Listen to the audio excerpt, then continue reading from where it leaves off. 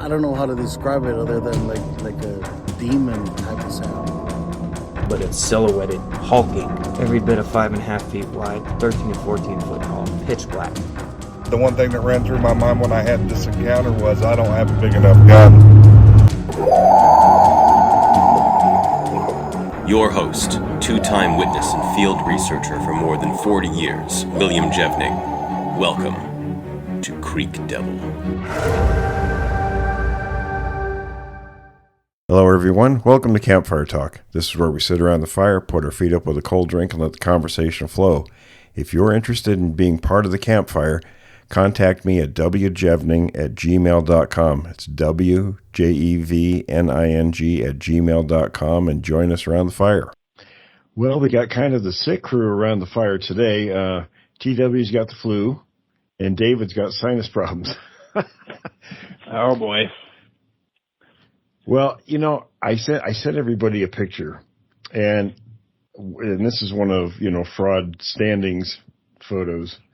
And, I don't know why. Maybe I did notice this before, but I looked at these pictures, of course everybody's seen them, and immediately I knew from what I'd seen up in person that those were not Bigfoot pictures, and then I guess I just didn't look at the details. Some of the stuff when it's junk, I won't look at it again, but I was looking at one of those pictures and I thought, now wait a minute. There's something really wrong with this picture.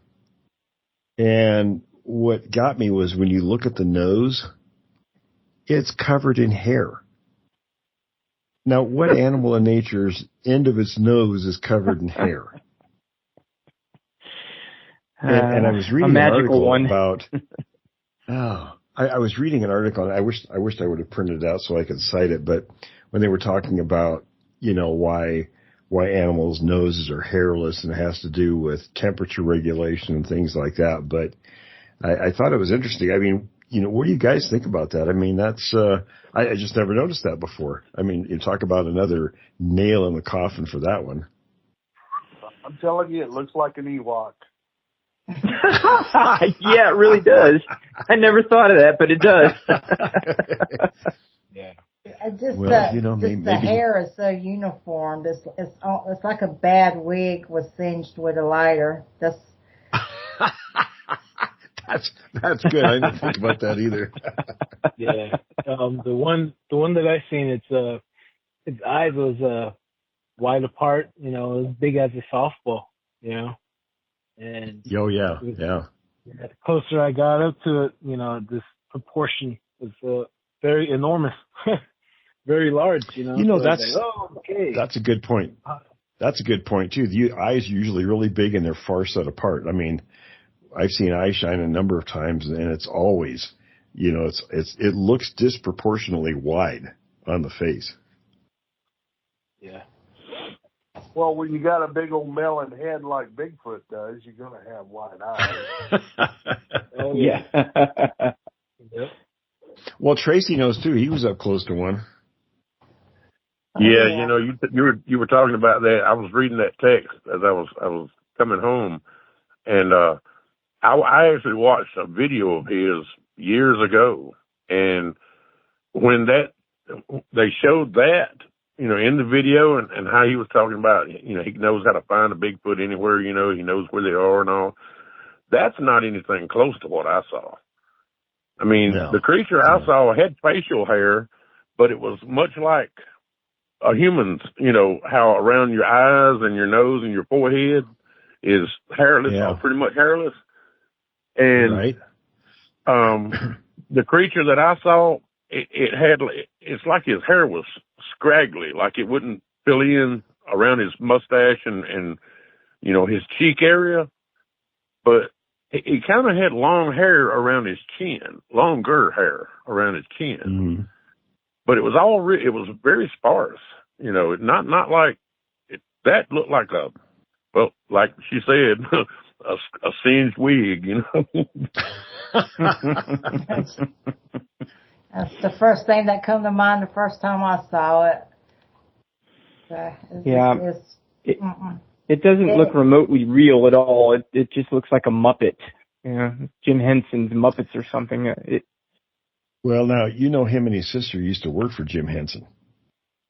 I did not know that. Well, then that explains everything. and somebody, I don't know, somebody did a work, we've talked about it before, where somebody did, they put Standing's face and in varying degrees of changes till you get to this picture, and it's the same face. I saw that. Oh my gosh. I noticed that the eyes the whole face looks small compared to the size of the head. Like it just, it's kind of all squished in.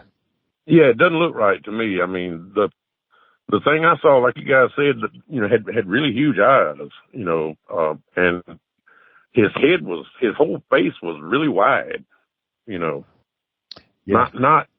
Not, well, I mean, on him, as big as he was, it was proportionate. But right. For somebody my size, I would look, like a bobblehead, But yeah, that picture is nothing close to what I saw. I mean, it's not even in the ballpark. So Tracy. Go ahead. So, a question to Tracy. After what you went through, and you went through a horrific experience, when you see someone that throws a photo out like that, how does it make you feel after what you've been through? It makes me kind of mad in a way. I mean, yeah, because, before this happened to me, I might would have believed, stuff like this. And there are people out there who've never had an encounter, and they might believe him. And he's living in some kind of fantasy world or something, because, well, he's just a nut. I mean, that's all I can say.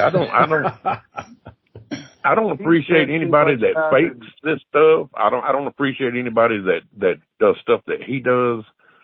I mean, because I don't know, it just kind of makes me mad a little bit. Kind of personal. Yeah. Yeah, well, it's not just a coincidence that he happened to have worked for Jim Henson either. I mean, I didn't know that. That pretty coincidental. Yeah, well, as first thing I said, they look like a damn Muppet. Yeah. Well, the sad thing is that, I get upset when there's people out there that hoax this material, and it just, to me, what it does is it diminishes the efficacy of the subject matter. And it makes it harder for the rest of us to be taken seriously. Yeah, that's right. I was accused of hoaxing that. I was accused of faking it. And, I don't really care. You can believe me or not. That's totally up to you. Because honestly, I'm not sure I would believe it, if somebody else told me this. But it happened to me. It wasn't a dream. It wasn't some weird nightmare or anything. This happened. And if you don't believe me, hey, fine, kiss my foot and leave me alone. Right. Right. There you go. Well, I was accused of seeing a skinwalker, they're saying, oh, that was just a witch you seen. I was like, I know a witch when I see one, that was not a witch. Yeah. I used to be married to one. Oh, shot fired. I'm sorry, that was a bad joke. You almost made me choke, man. Sorry, guys. You teed it up for me.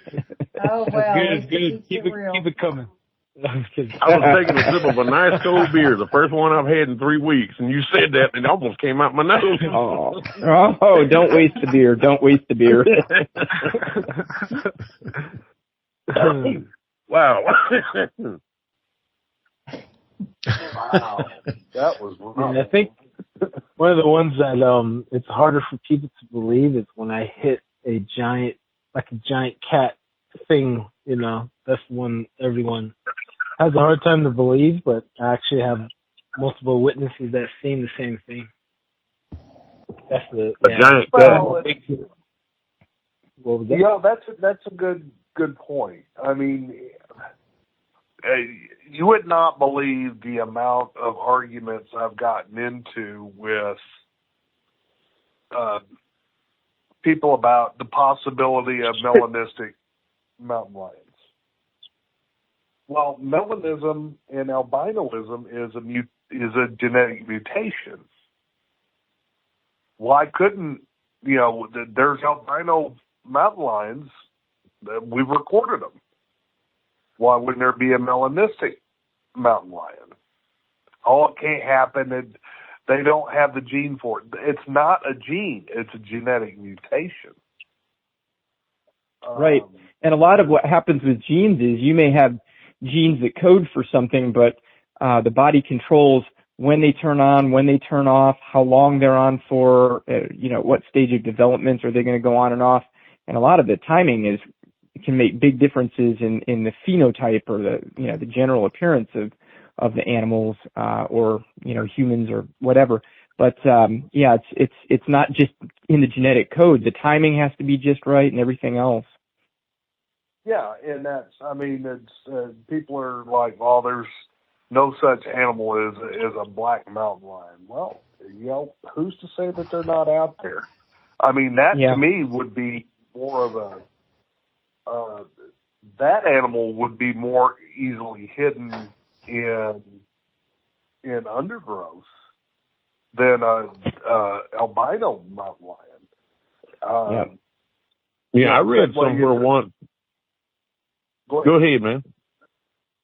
No, I was going to say, I read somewhere once that jaguars in South America tend to have that trait fairly often. Well, they do. Were they very, mostly black or very, very dark colored? Well, they do. There is black jaguars. But that's just like the possibility of an unrecorded hominid species.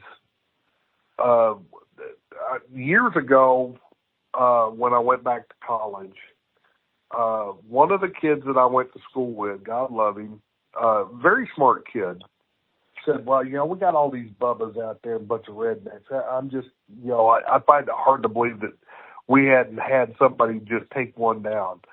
Oh, okay, Quentin, here's the thing. What are you going to do if you see what you think is a human with abnormally large features walk out and looking at you? Are you really going to pull your rifle out of the gun rack and shoot it? Hide the peanut butter. I'm telling you, because I've been within 15 feet of one. And I'm looking at that 45 ACP that I carry, and I'm like, I don't have a big enough gun. No. Yeah, the last thing on your mind is shooting at it, because if you don't hit it in just the right spot, that's going to be the last thing you remember. Well, I'm telling you, it's the first thing on my mind. If I'm gonna pull the trigger, I'm gonna empty the magazine. I'm not going to stop until it's either full of holes or I'm running like hell. So, and that's the thing is that, everybody makes this into what's the best way to put this? They kind of make it into a joke when they're skeptics about it, but in the same token, it's like that one professor I had. He said, well, they've never recorded, infantile footprints. And I'm like, that's where you're wrong. They have.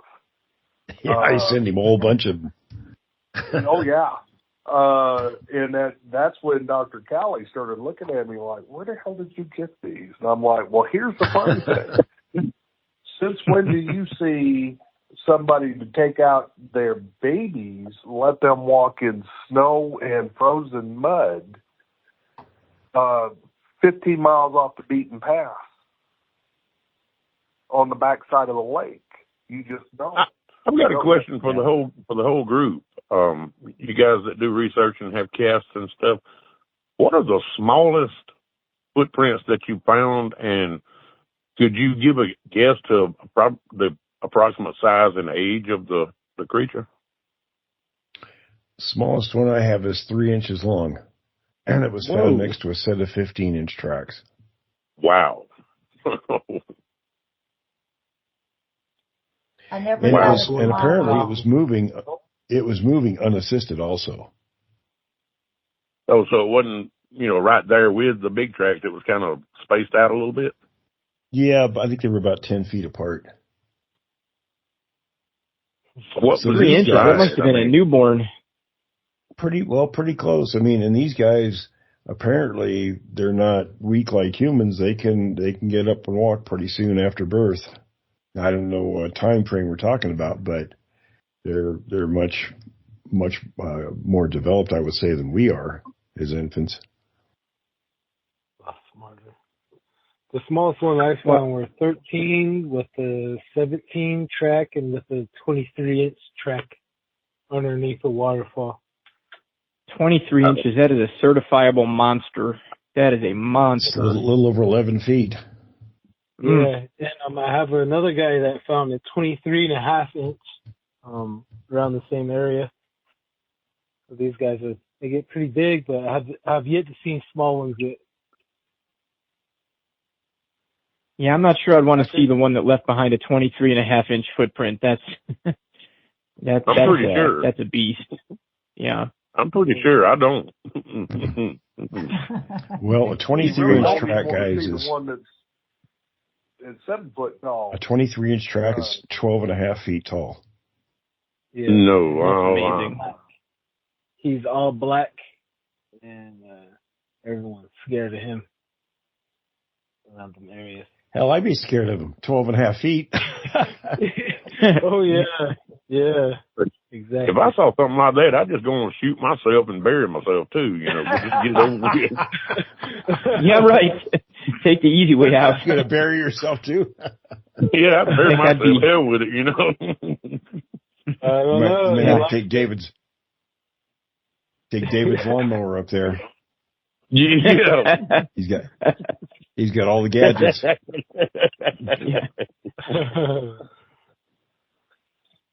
TW had me in on that. All that. Ain't heard much from Dave.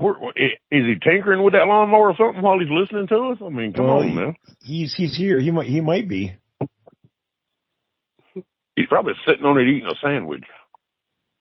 Well, that could be. Well, back to what you guys were saying about belief and how so many people just don't want to believe in Bigfoot. It never ceases to amaze me what people will believe in. They'll believe in these whack-a-muffin conspiracy theories.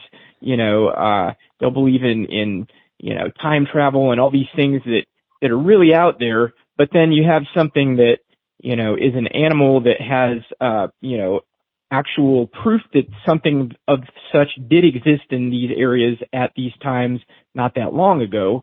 And you have all these other Lazarus species that people rediscover that were once extinct and now they're not, like the coelacanths and the okapa and all these other animals that we find that are still around and we thought they were gone. And people refuse to believe in something like Bigfoot, but they'll believe that the President of the United States is really a lizard man in a zipper human suit.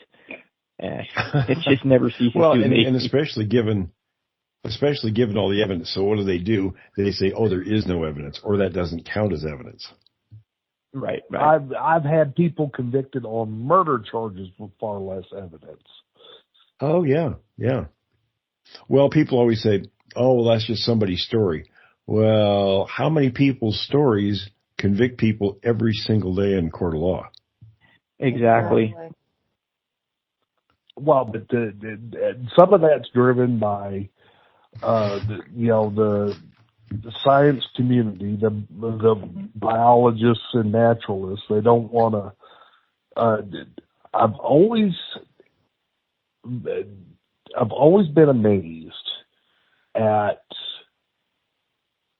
how arrogant our mammalogists and wildlife biologists and herpetologists can be when it comes to the natural world.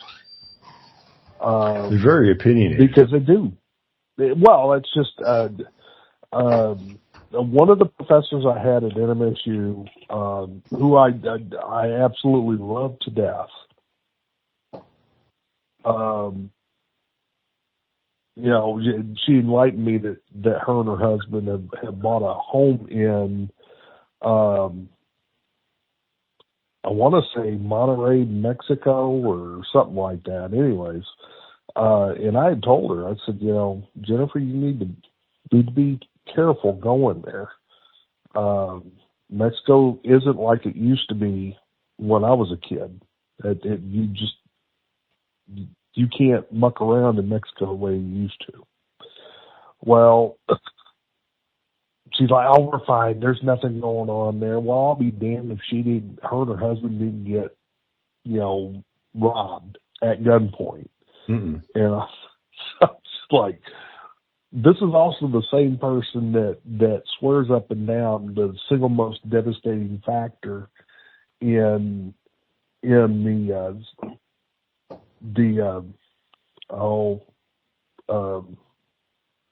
St. Augustine mountain range is wild horses.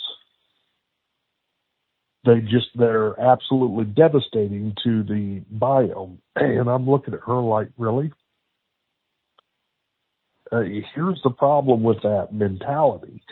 We don't have mega herbivores like we used to. Granted, most of the land that we got now is occupied with something else. But they're destroying the riparian areas.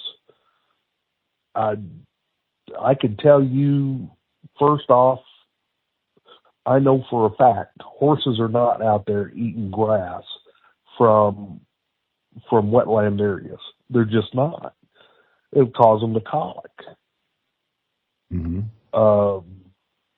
Which is a death sentence. And wild horses are very prone to be very reticent to stay away from, they'll go get water, but they're not gonna do something that's gonna cause them to be sick, because that's a death sentence for them. So, to say, feral horses are the single most, propagator of, the wetlands and the mountain ranges to be decimated is totally wrong. I'd be more willing to say, okay, you want to get rid of, you want to enhance some of your riparian areas. Okay, here's a novel idea. Have a cow hunt for elk, because elk will browse on willow shoots. And willows are the ones that actually keep the riparian areas going. Well, they'll kill fir trees too. They'll eat the tops of them out. Oh yeah, and I just don't buy this whole thing, because for crying out loud, guy I worked for when I was 16 bought a ranch in Ruidosa, and there was, for a couple of years, I was going up there around Christmas when he'd start putting out round bales to help him out, because he had a bull elk that tried to gore him, got him down on the ground, put a tie through his arm. Oh wow! And this wasn't no small elk. This was every bit of 1,200-pound elk, big bull. And I'm like, Bud, don't be mucking around with these elk. You're out there putting out round bales for your cattle, and they're going to fight you over that because they don't have much food anywhere else. So, for God's sakes, let me help you out. So I'd have to go up there, a couple times in the winter to help him put out hay. One to be stuck on the tractor with a pistol or a rifle, while the other one's out there cutting the strings off the round bales. And then we'd go stick them down. So, that's, I just never get tired of being amazed at some of these, how arrogant mainstream science can be. Oh, it's pure hubris. And, you know, I'm sure you guys all get driven berserk by the same thing that I do. It is insulting personally to me and probably a lot of people when you see these, you know, academic professors make statements like, well, you know, for Bigfoot to be real, there can't just be one. It's like, nobody said there's just one. Nobody thinks there's just one. It's like, duh. But it's almost like the condescension. How dumb do they think people are that they would actually, you know? That's just it. And it's totally arrogant on their part to think we're only thinking that there's one. Not to mention that there's got to be, you know, well, what kind of breeding population do they have? At this point, who the hell cares? If you're seeing, you know, I think they get those, they get those 3 letters after their name, and then they think they're smarter. And I got news for them. We got the same brains they got. Yeah, they just chose to pay more money and spend a little more time pursuing something than we did because we wanted to go out in the world and, you know, make money on our own. But yeah, they get these, kind of like, it's almost like they think everyone else is so beneath them that they just can't understand that there can't only be one of these things. Nobody says there is. We all think that there are species and that there are different subtypes of these species. And there are plenty of examples out there of species that have been thought to be gone and extinct, and then they rediscover and find out that they were there all along. And, you know, there's a lot more that probably remain out there to this day, and not just Bigfoot, but other things. Look at the mountain gorilla. Look at the silverback gorilla. I mean, they were thought to be just a myth, you know, up until I think the late 1800s before they were finally actually documented. I think they were finally discovered around, I think it was 1907 when they were officially recognized, but I think rumors floated around for about 80 years prior to that. Yeah. You know, I mean, these people that are sitting there saying, oh, well, no, with the PhDs and all this, how many of them get out in the woods? How many of them actually go hunting or fishing or just roaming the woods, you know? I mean. Yeah. Well, you know, I told you guys about an article that I saw. Remember the 2 guys that died in southern Washington here recently? There were a couple of Bigfoot hunters, and they went out and died of exposure. Mm-hmm. And there was some retired archaeologist from the University of Wyoming making this just retarded statement about, you know, these guys going out and dying for nothing. And I thought, well, how the hell does this guy in Wyoming know? What makes him an expert? Yeah. Books he reads, of course. If it's in a book, then that's the truth. Well, it did. I mean, look at poor John Bindernagel. I mean, he got criticized horribly for years for believing, and he was a wildlife biologist. Right. Grover Krantz too. Well, Grover was a anthropologist. I knew Grover, and Grover had a problem though. Yeah, he had no filter. In other words, you know, he would promote anything as being real, whether it was told it was hoaxed or not. In fact, I had to laugh at Rene DeHinden one time. He told me, he says, you know, and he'd always get this innocent look on his face. Like, you know, I'm sure Grover's a very nice guy in person. He says, but you know, that mole above his eyes, between his eyes, he says, that's his stop button. He says, he'd get along better when he opened his mouth and somebody'd run up and hit that button to shut his mouth. His stop button. But, yeah, there's more though than just those guys. You got Esteban Sarmiento, Jane Goodall, I believe, has made some statements about that she thinks Bigfoot is a real animal and not just a myth or a hoax. And I know Will, your favorite, Dr. Meldrum as well. There's plenty of people out there. Oh yeah, yeah. Well, and but when you get these different disciplines that believe in the possibility and they get together, the infighting never stops. It never stops. No, you don't. It's bad enough when it's just knuckleheads like us, but but we're the ones that make more sense than them. Well, that's true, but we don't have that PhD piled higher and deeper behind their names. So. Oh, yeah. I want to be honest with you and tell you that I think a lot of those, not a lot, I'd say some of those, with the PhDs who are actually researching, and I think it's all financial. They're doing it to make money, to find ways to make money to do this. They may believe, and they may honestly believe, but they're using this as a way to make financial gain. Mm-hmm. I have not made a penny off telling my story. Nobody's gave me anything.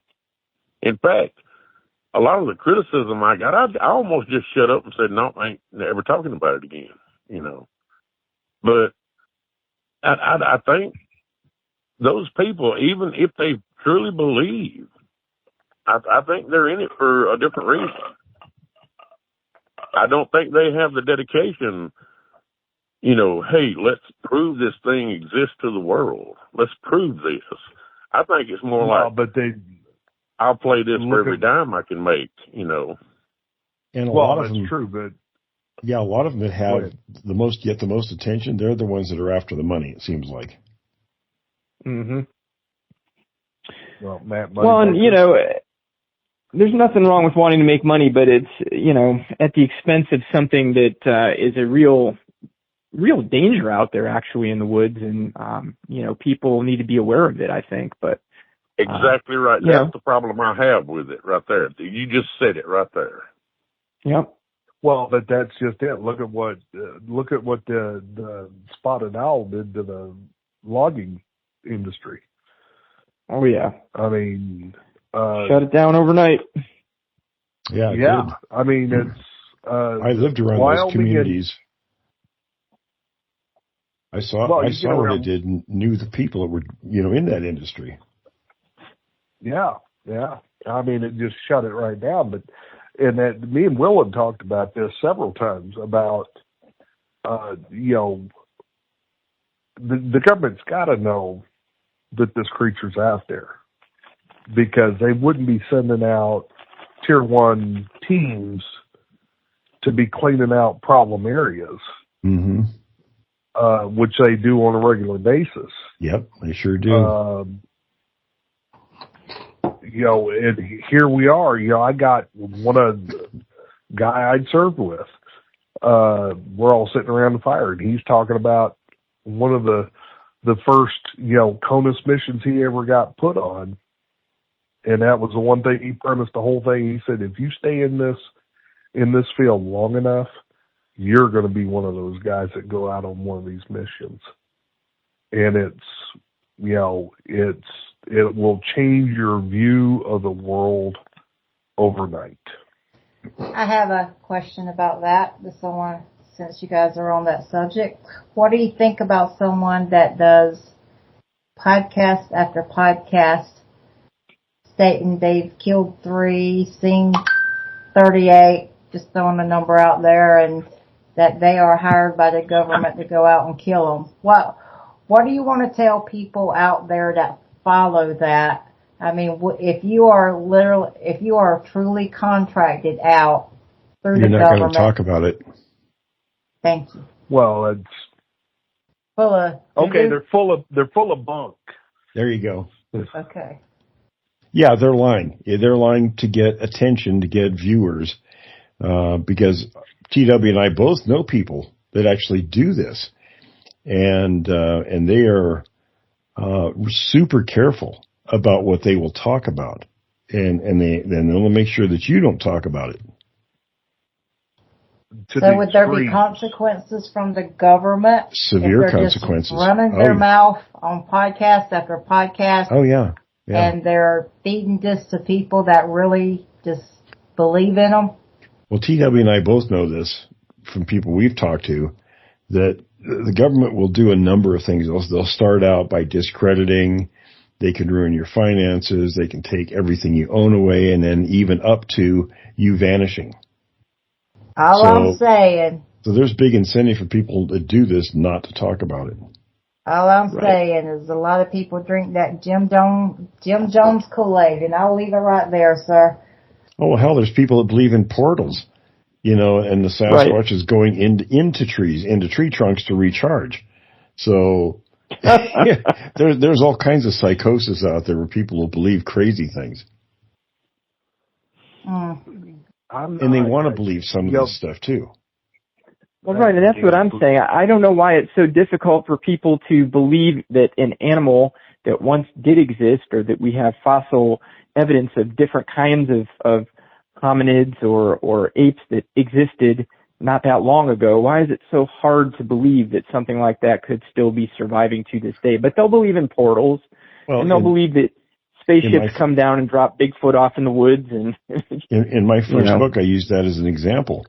People talk about the Gigantopithecus. Now, the Bigfoot is not a Gigantopithecus. I just use it as an example of a fairly recently extinct ape species, and the size they estimate they could have been up to 15 feet in height. So something that large did once exist. So why couldn't something that's a little smaller? Exactly. Well, and then every time you get one of these Todd Standings out there that does something ridiculous like that, it just, in the eyes of people who may be unbiased but have an open mind, it just shuts their mind down. It does, and it's people are like, they look at like Todd Standing, they look at Rick Dyer, they look at Tom Biscardi, they look at all these guys and say, well, that's what's really going on out there, and you people are being fooled by these people. I don't doubt. Which one of them was it that I peed on? Well, I was kind of hoping it was Todd Standing, but it was probably Biscardi.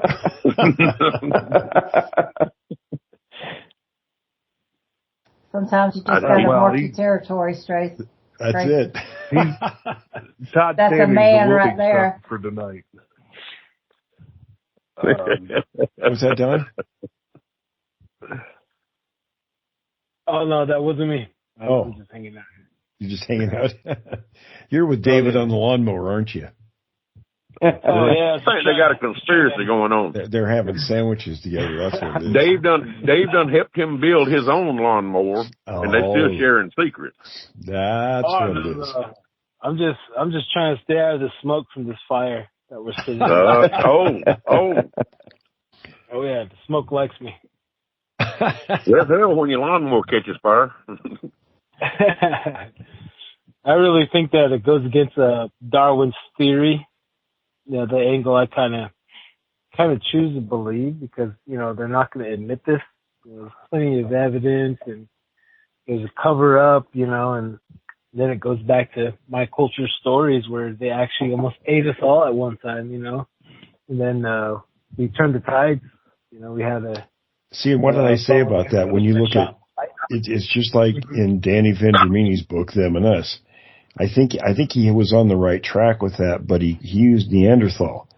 And if you get rid of Neanderthal and put these things in there, you might be onto something. Yeah. Yep. The monster, the huge eyes that can see at night vision. Oh yeah, that's what that is. And now they've proven that our species almost went extinct. What was it, about 40 or 50,000 years ago? Oh yeah. And it was probably from predation. Yep. So you have to ask, what was eating us? Oh yeah, the oral tradition is that those things were eating us. There are different variations of them. And now they think Neanderthals died out because they were eaten. I saw an article on that just a couple days ago. I read something about that about a month or two ago. I think they were assuming it was Homo sapien, but I doubt that it was because they were interbreeding. I'd like to ask a question to the group. Talking about the sizes of the creatures, I mean, even when I was a kid reading about Bigfoot, which back then only lived out in California and Oregon, Washington, that was what I knew. That was all I knew. but they're huge, 8 feet, 9 feet, 10 feet and up. Okay. But since my encounter and the thing I saw, he was probably about maybe 8 feet, close to 8 feet. Mm-hmm. Can't really, I didn't get a tape measure out and measure him, but just guessing, he was about maybe close to 8 feet tall. But a lot of the reports from down here in my part of the country, in the southeast, they're generally a good bit smaller, especially a lot of the reports of skunk apes in Florida. They're generally listed between 6 and 7 feet tall. Right. That's a different variation. Do you think terrain and stuff may have something to do with that? Well, I think what you're looking for is Bergman's rule. Bergman's rule dictates mass goes with latitude. So the more mass that an object has, the more heat retention it has, the less it needs to intake to maintain that heat. So I'll give you the best example I can. If you look at white-tailed deer in South Florida, their white-tailed deer rarely get above 75 pounds. You take that same species of cervets, white-tailed deer, Cervet virginianus, and you go to Wisconsin, their average size is about 200 pounds. Whole different, the biggest whitetail I've ever seen killed in this area. I live in east central Alabama. The biggest one I've ever personally seen with my eyes, field dress, weighed 223 pounds. Now, I killed one that weighed 198 pounds. Oh, yeah, they were and their teeth were worn down to the gum line. They were very old deer. And they tasted like crap, too, But so I moved to Ohio for a while. And not long after I moved to Ohio, I was going down a kind of a dark country road one night with my wife, and she's from there. And I thought a horse ran across the road in front of me. He said, "That was a deer. Did you see that?" I said, "That was a deer?" He said, "Yeah." And then when we got home, she went and dug up some pictures from her father's. He was a deer hunter. I never met him. He passed away before we met. But he had pictures of deer that he had killed that weighed 250, 260 pounds. Yeah. And I'm like, Jesus, I just pulled up Bergman's rule. Excuse me. Bergman's rule says it's used as an ecological rule that states organisms in colder environments are larger than organisms in warmer environments. It says larger bodies have a higher volume to surface ratio, which helps them retain heat. This is why animals in colder climates tend to be larger. So, and there's a little more to it. It's also, as you move north to the poles or south, the animals get bigger, and you closer to the equator, they get smaller. And some of them are taller and others are wider. I can't remember which is which, but so people say, well, how come a Sasquatch is so big? And I wished I would have dug that up. There was somebody, I don't know if it was, I can't remember which author wrote this years ago. Napier, I think it was in Napier's book, talked about why the Sasquatch is actually perfect for the environments they live in, because they have to be the proportions they are in order to survive in those environments. It has to do with being able to travel longer distances for food and size, like I say, because of heat and things like that. But they're actually perfect for the environments they're in. Mm-hmm. Yeah, and they have to be adapted for that rugged terrain and the mountain climbing and everything else. So they have to be larger and have more muscle bulk and higher bone density and everything else that goes with it. Well, and that's something Forrest talked about is all primates, for the exception of humans, have that higher muscle and bone density. We're the only ones that don't. They've been bred out of us. Yeah. Well, it's something we probably don't need. I'm sure we have other adaptations that are equally advantageous, but everything you see about the Sasquatch should be fully expected. You should expect them to be what they are. I mean, people think, because there's this giant hairy thing out there that there must be some craziness around it. And it's not. They're actually perfectly designed for what they are and where they are. Well, and that's, there's, we got the 4 xenotypes that everybody talks about, the patties and the ones I call the baboon people, the type 3s tend to, the type 3s. Yes. And everybody only talks about those because I brought this out for Mr. Black. Well, and that's the funny thing is that most people, when they say they see Bigfoot, they never really truly talk about the type 3s as much as they do the patties. Get a lot of the 3s in North Carolina. Is that the one they call dogmen? Yes. Okay. Okay, we have to clarify that though. When people talk about dogman, they mean werewolves. Like literal lycanthropy. Yeah, people are going to get mad. They always get mad at me for saying it, but everything I've been told from my sources, they say that these are mistaken identities. They're the type 3 creatures, and there's 3 variations of those. Over here in the Navajo Nation, we have a story of some kid that's seen a 12-foot one. So we've seen the different ones, but we also seen a skinwalker has the ability to make himself look a werewolf. He's like 9 feet tall, but the thing between them is that the werewolf is a witch. He has his medicine pouch on, and he has paint on, and he speaks Navajo. Then the other one, the real one, does not speak Navajo. He screams, and he comes closer, and he looks really horrible, So we have other variations, So when I see a werewolf, I'm like, that's probably a witch, because witches can do that as well. But yeah, go ahead, Will. Or go ahead, Victoria. Sorry. I was on mute because the dog's barking.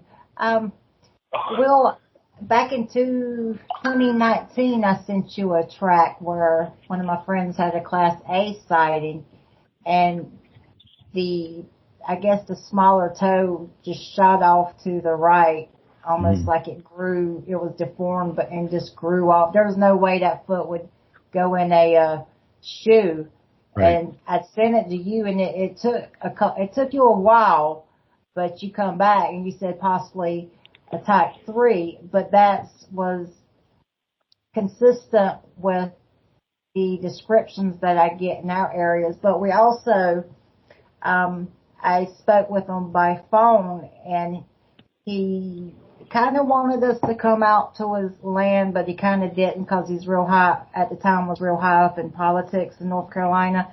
But he had a lot of game land, and he said the ones on his property were tall like athletes, were built just like an athlete. And he said some of them looked like they're wearing hoodies, some of them would look like a ghillie suit. And if you weren't paying attention, that's what you would pass it off. But the way he come to know that they were on his land is he thought somebody was trespassing on his land wearing a black hoodie. And that's not unusual. People initially, they'll see something and associate with what's familiar in their frame of reference, before they get a really good look at it. Well, it cleared an 8-foot plow cut in 2 strides. And when that hit him is when he says, wait a minute, that was not somebody on my land. Right. But I also get a lot of the tall, slender, athletic type that they describe it, and I get this over and over, as a wet deer look. The coat is like a wet deer look. Mm-hmm. And I don't know if you get a lot of that, but I get a lot of that around North Carolina. I had a guy who was, he was a former Navy SEAL I knew years ago in southern Washington, and he saw a couple of them south of Mount St. Helens with a similar description to that. And he asked me about it. He says, well, are they sickly? And I wasn't real familiar at the time, so I thought, well, maybe they were. But then come to find out later, through Mr. Black and a few other sources, that these are just different variations. And the thinner ones, you got to remember, like the Patterson Sasquatch, what we call the type 1s, that are real muscular and bulky, they've adapted to mountainous terrain. That's why they're built the way they are. If you go east of those mountains, like the Cascade Range, where it's open plains, then they're thinner and a little more lanky. That's an adaptation for open ground running. So you kind of have to look at the terrain where they are, what they've adapted to. Well, if you look at North Carolina, you have coastal, then you have, Piedmont, then you have the mountains. So we have just a variety of terrain here. And, the coastal is where you get a lot of the canine type out. Yes. With the snout.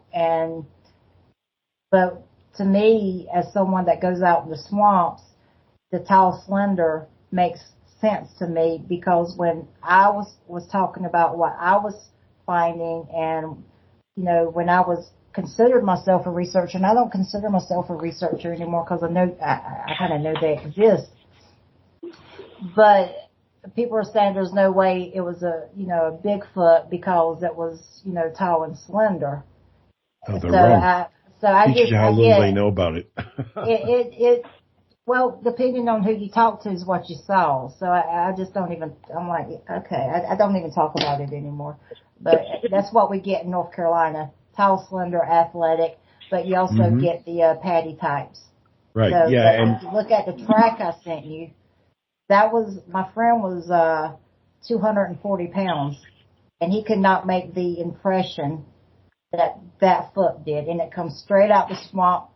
Grass, 1 foot hit a log, because I traced it back. It was 1 foot landed, and then it just hit the logs going straight to the water, just like it was bouncing off the logs.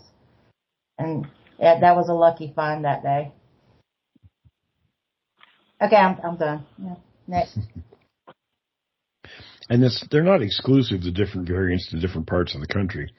You'll have a predominance of one type in an area, but you also get overlapping, so you'll get different types. Some areas you'll see 3 different kinds in an area. And that causes a little friction between, these people that claim they're researchers. They'll shut somebody down and say, well, that isn't what's here.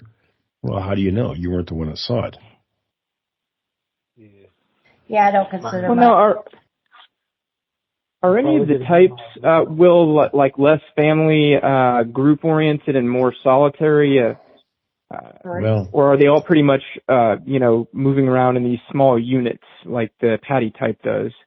Well, everything I've seen is they're in small groups because, as a primate, they're all primates, and all primates are social. So, while people see individuals, they're not seeing the larger picture. Where the other ones, even the Patterson filming, I asked Bob Gimlin years ago. I said, "Well, how come you guys didn't follow that creature?" And he was kind of spooked. He says, "Well, we were scared. We didn't know where the other 2 were. They knew there were 3 of them there." So yeah, watch them pay. Yeah, that's the rule of thumb, is they're always in a group. You may see just one, but the other ones aren't a huge distance away. They're probably within vocalization distance. Well, if you look at, I remember seeing several years ago the Patty film, and as you see Patty walking off, if you look off into the distance, you can actually see one going up the mountainside, up into the timberline. This is where she's almost back into the wood line and kind of crossing over those downed trees. Yeah, and if you look up into the wood line, you can actually see another one going up the. Oh, interesting. I'll have to look for that. I've never noticed it before. I didn't notice that. Of all the people that didn't bring it to my attention, it was his work on. Of course, he's also one that, she's carrying a satchel. Okay, MK, I love you to death, but Patty didn't have a satchel. No. No. Gotta freshen up But that MK lipstick Dave, there, sir. it was one of the films that MK had worked on the Patterson Gimlin film, and he slowed it down. And as you watch her walk across that sandbar going into the wood line, if you look up into the tree line, you can actually see one going up into the tree line. So they actually caught two of them. That's interesting. I'm going to have to rewatch that video. On the Navajo Nation, there's always reports of three of them walking around together. Yeah. One big black one, a red one, and a buckskin. And then on the western side of the reservation, they're saying there's nine of them, all shapes and different sizes, walking around in the canyon. Now, there's also the Type 3s there, too. Yeah, we get a lot of them. I've seen them as well. They ain't pretty. They scream. Those ones they scream a lot. We got screamed at, didn't we, Don? Yeah, we got screamed at. We got huffed at. Everything but Patterson and Gimlin film. When did you break out the peanut butter? I knew that was going to come in there sometime. All the time. All the I time. have a question for the panel. Yeah, go ahead. And I kind of threw this at you the other night. If we ever had an acknowledgement, I think it would be under this administration. What do you think would happen to the researchers and the people like us, the podcasters, if there was an acknowledgement from the government? Yeah, all these people would go away. I mean, really, why would anybody listen to anybody else that's not an official source at that point? Well, I mean, that's true. You get everyone pushing to have them acknowledged, but what he's done is, there's nothing else to research. I don't know. I said, if it happens, it would probably be under this administration. So what would happen? I'm going on TV, and that's when I'm going to jump up and say, "Hey, I told y'all so," and that's when I'm going to make a dime off of this. You would be well. And then Tracy's going to do a reenactment. He's going to have some fake feet and pee on them. Yeah. I'm going to get Todd Standing to be the big guy I pee on. There would need to be a lot of apologies to the people that were dragged through the mud. But they wouldn't do it. You would see. Most people don't realize how much the out of doors, what kind of industry that is, and how big an industry that is. That is a multi-billion dollar a year. It's billions, massive. Yeah. From everything from hunting. But it isn't just. But then the problem too is if they were to admit that these creatures existed, they would be admitting their own negligence that they knew that they existed, and people disappeared. That's and correct. they'd be getting sued. That wouldn't matter to them. That's the same with them acknowledging UFOs and whatever. Well, here's the thing, though, with Bigfoot. They won't acknowledge it because the higher-ups don't know. They're not the ones in control of it. There are lower-level functionaries, and I'm not going to say what level, that are actually in charge of it. So the higher-ups don't know. And that's how they're able to keep control of it. Plausible deniability. Exactly. And you hire contractors because as soon as you hand the money to them, it's not traceable anymore. Yeah, that's true. That's all cash money. That's not. Sure it is. That's not like a bank transfer. That's all cash money. Yeah. So you're not going to hear that kind of disclosure from the government. You might hear stuff on UFOs, but you're not going to hear it on Bigfoot. No, because UFOs don't shut down multi-billion-dollar industries. No, they don't. Yeah. And they're not going to get sued, for UFOs abducting people because there's no proof of that, But on the other hand, you've got a wild animal that's out there, and they admit that they know that it's out there, and it's been out there, and people have been eaten and disappearing, and injuries and so on.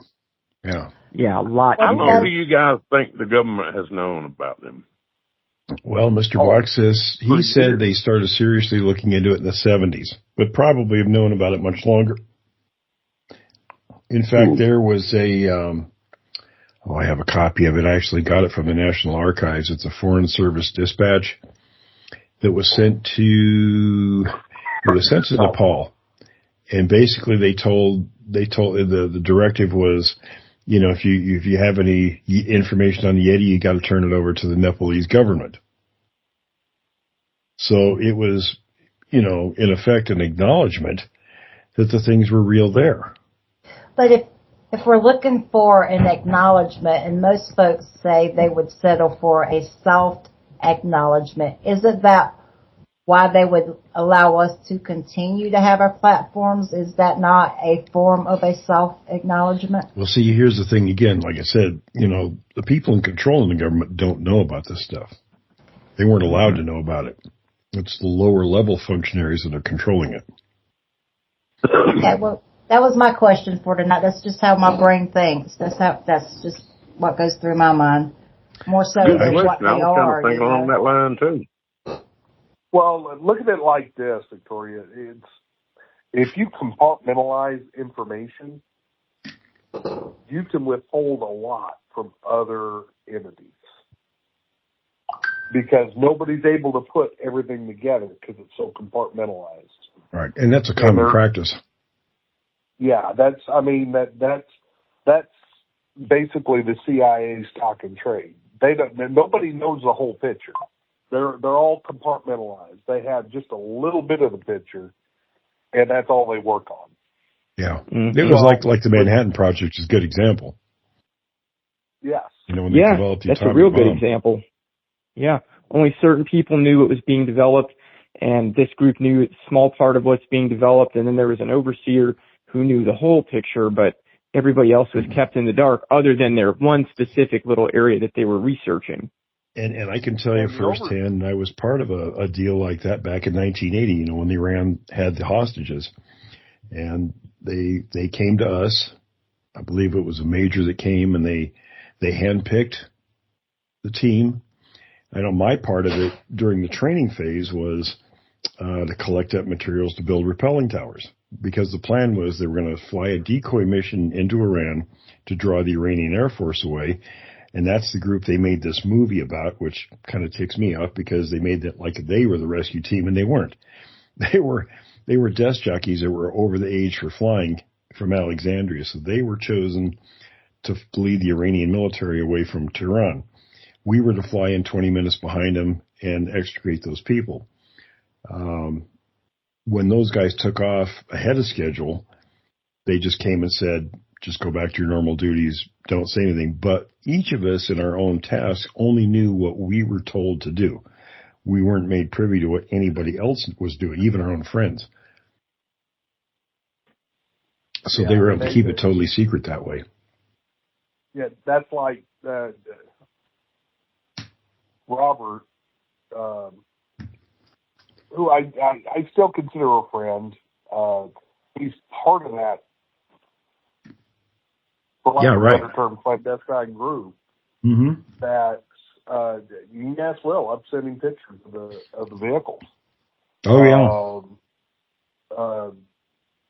Barred up windows on their vehicles.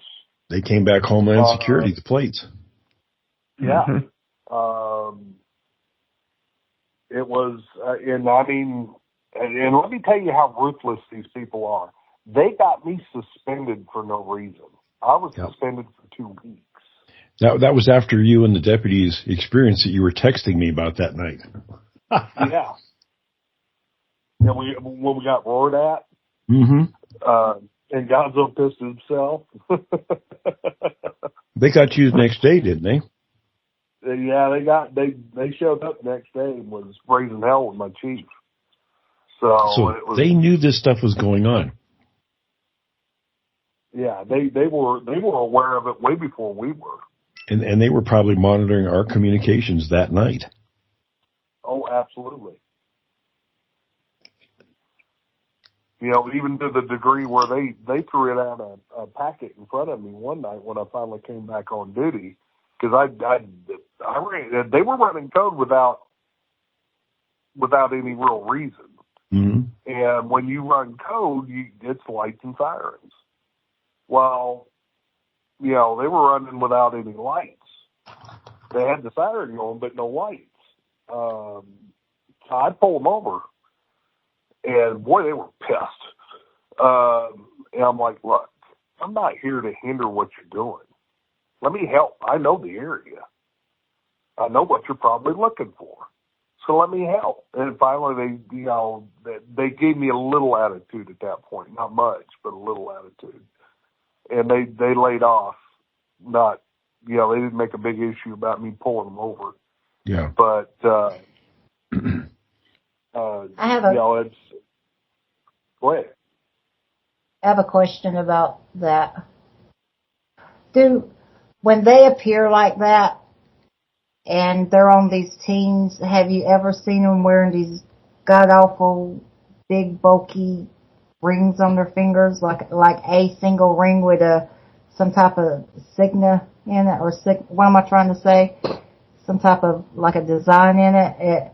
Because I've seen that, and this guy come out of nowhere. This was in 2018, I think. He just popped, and he was just asked me questions he should not have even known what I was into. No, one guy was dressed up like a biker. Nah, that's the best way to put it. The other guy was wearing a polo shirt and 511s. And they usually work in pairs. Yeah. Nah, this was one single dude, and there's no reason for him to know that I was a researcher back then. There's no reason, but I just remembered this big, bulky, he was clean cut, wire glasses, in shape, but he was older, like I'm in my 50s, so he'd been, late 40s then, but I just remembered a ring, and there was no way, it was almost like he wanted me to know he was there. I don't know if anyone's ever had an experience like that, but that has always been stuck in my mind as that was the most abnormal thing I've dealt with since I've even entered this type of community. Well, back in the late 80s, there was a group of us who grew up. We'd been going up finding tracks at the snow line for several weeks that particular late winter. And so we went up one day again. I wanted to see if there were any more tracks before the snow finally melted off. And we'd hiked up this road in the snow. It was about a foot of snow up there. And we had started finding tracks again. And I heard this noise down where the car was. And it sounded like somebody's trying to break in the car. So we went running back down there to see what was going on. And here's a pickup. It was a brown pickup parked next to my car. And there was this guy in civilian clothes out there. And I thought he was trying to break in the car. So I run up on him. And I started going up one side of him and down the other. I hadn't been out of the Army that long, so my language is still pretty proficient. And in the middle of this tirade, I glanced over at the guy behind the wheel of the truck, and he's wearing a uniform with a badge. And I thought, you know what? I'm already hip deep into this. I may as well just keep going instead of looking like an idiot. So I finished chewing on him. Then I walked around and started chewing on the guy in the uniform. And he was profusely apologetic, right? But all of a sudden we get in this conversation. He knows who I am and what I'm doing. Now he can know what I'm doing or who I am because he could have run the plates on the car, right? But how did he know I was a Bigfoot researcher? Exactly. And of course they volunteered to, and there was nobody else up there. Heaven's sake, there hadn't been anybody up there for weeks because of the snow.